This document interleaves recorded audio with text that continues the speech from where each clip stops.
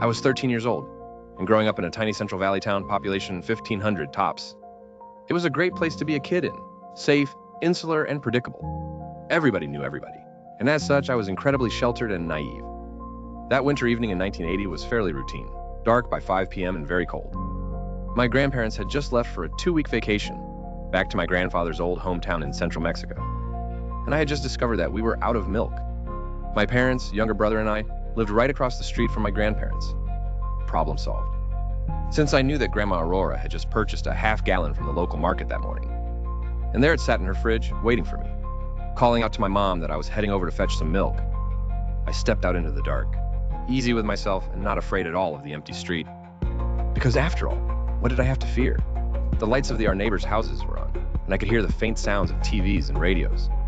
But I was the only one out and about, and since we lived in such a small town, and in the poorer barrio side to boot, streetlights were few and far between. I was at my grandparents' back door within minutes. Of course, it was unlocked, just as I expected. No one locked their doors back in those days. I walked into Grandma's kitchen and causally flipped on the light. As I made a beeline to the old-fashioned fridge, I grabbed the milk, gave it a little shake, and made to leave until a sound caught my attention. It was the sound of a man breathing loudly through their nose. I froze, my hand on the kitchen light switch. Like a statue, with eyes large and staring, I looked out into the darkened dining room, which ran adjacent to the kitchen and separated by a sort of longish bar. I could see no one, and I mentally knocked myself for scaring the crap out of myself.